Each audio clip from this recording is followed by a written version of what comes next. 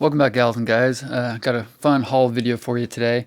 This is a box that I got maybe like even close to a year ago off eBay that I just now got around to actually opening up and taking everything out of. It's just been in storage, but it's a box set, a big box of a lot of Mystery Science Theater VHSs. So this is going to start off with, this is a Shorts Volume 3. I said there's quite a bit to get through, so I'm going to burn through these pretty fast. These were released from Rhino Home Video back in the late 90s, early 2000s. I need to go into the records and see how many of these are actually released on VHS. Make sure I have them all. So that was them right there. We got Shorts Volume 3. Right here we got The Wild World of Batwoman. So I was a big fan of this show back in the 90s when it was first airing on Comedy Central. Well, Comedy Channel to start, and then Comedy Central. I kind of lost track of it for years and picked it up again back in the mid-2000s when they were releasing them on DVD in the newer box sets. When the Shout Factory took them over. So we got The Beginning of the End. So all these are a mixture of both Mike and Joel episodes.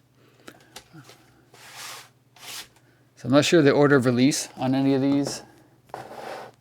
I used to have a record of it way back when. I just need to go back into my archive and look at it. We got the Hellcats. It's like a Joel episode. We got one of my personal favorites, Mitchell, with Joe Don Baker. It's a great movie. It's like episode 512. That was close to one of the last ones with Joel, I believe. That one there. We got The Brain That Wouldn't Die. So I guess episode 513. So I think that was right after Mitchell, right? 512 and 513, yeah. You have The Crawling Hand, which is one of the earliest seasons, show 106, so that would be season 1. And then we got the movie, Mystery Science Theater, the movie. I wish I would have seen this in theaters, but I don't think it really played around here.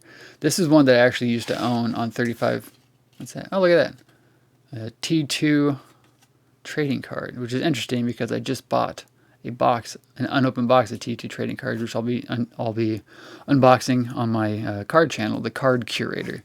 So that's a fun find. I used to own this one on 35mm. What sucks is I bought it right around the time that I stopped being a film projectionist, so I just kind of sat in my basement doing nothing for a while before I ended up reselling it.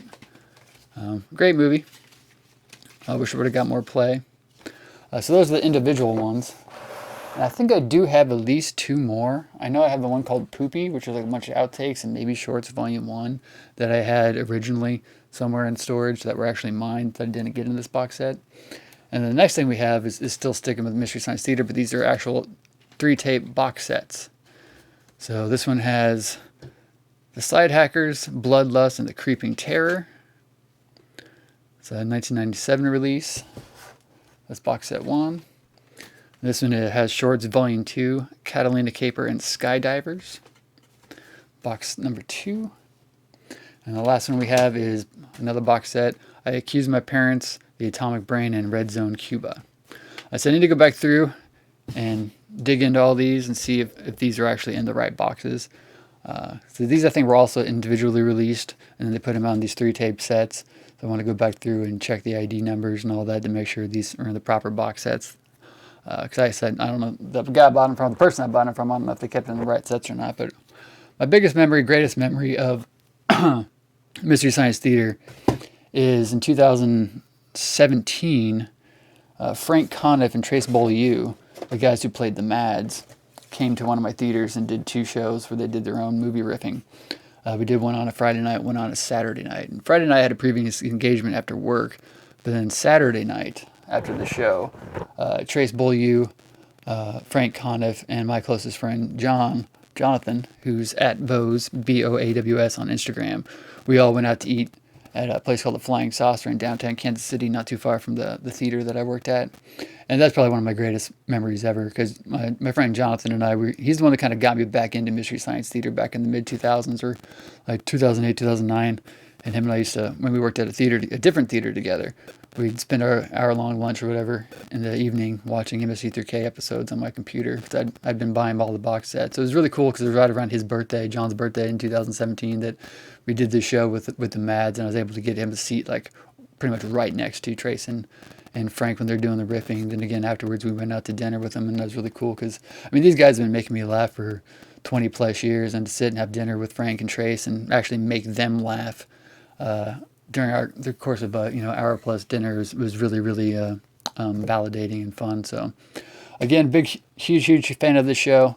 I need to go through and make sure I have all these VHSs. Like I said, I'm pretty sure I have Shorts Volume 1, and I'm pretty sure I have one called Poopy, which is all the outtakes and stuff like that. But those are in somewhere else in storage, and I'll get out at some point. But that's my Mystery Science Theater VHS box set haul.